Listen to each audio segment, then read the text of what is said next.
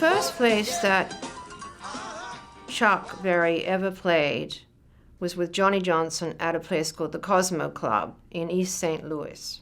Taylor wanted to reenact this performance there, showing this is where Chuck started. So we're there, the crew is there. He had a lot of crew, a lot of cameras, and Taylor had spoken to Chuck and said, what time will you get there? And Chuck said, I'll be there at 7. I said, Chuck, I'm going to have his car pick you up. Nope, nobody drives Chuck Berry but Chuck Berry. Right?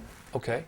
He would get there himself. I said, you know, you need a reminder? No, I'll be there. What time do you want me there? I said, I want you there at 7 o'clock because we're going to be there at 6. Taylor Hackford's excited. He's got his best guys from the West or East Coast on this team. So we set up. We were there at 7. No Chuck Berry. Nothing.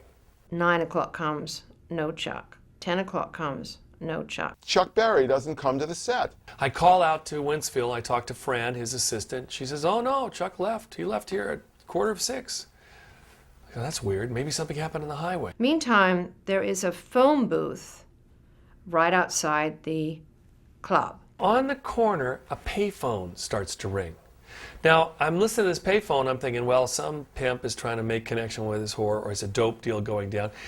Not saying anything against, you know, East St. Louis, but it's a tough neighborhood, right? So it rings and rings and rings. Taylor says, will you pick that up? Somebody pick that up. So one of his crew pick it up. Hello?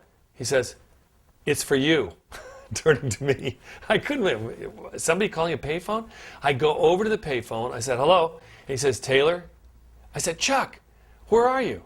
Is everything all right? Did you get in an accident? No, everything's fine. I hear Taylor going, but Chuck, but Chuck, but Chuck. He says, Taylor, I just wanted to make this call to tell you that everything's cool between you and me. I said, well, that's great, Chuck. What does that mean? When are you going to get here? He says, let me talk to the producer. I get on the phone, and he says, this is not in the contract. And I hear her saying, but Chuck, it's that, Chuck, the banks aren't open. Chuck, where am I going to? And she hangs up.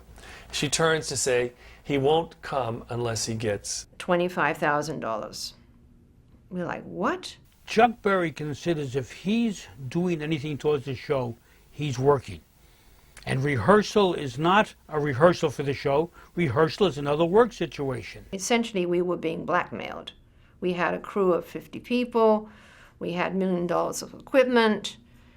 You know, it's like blackmail. We were supposed to go to Algoa State Prison, and Chuck blew that one and refused to go back. Well, I didn't get my first day shoot. Now I'm starting the second day, and I'm at the Cosmo Club, and he's not there, and he's renegotiating. I said, I better go on camera just to prove that our crew is here. This is scene 115, diary take 1. It's the 8th of October. This is our second day of shoot. We are in East St. Louis, Illinois right now, across the river from St. Louis, outside the Cosmopolitan Club, which is the first place that Chuck Berry played. He was the house band here. And the reason that we're doing this diary right now is that, in a way, what's happening behind the camera is as interesting as what's happening on camera. Yeah, on the jukebox, jumping with the records back in the groove. Sing the song, sing the song.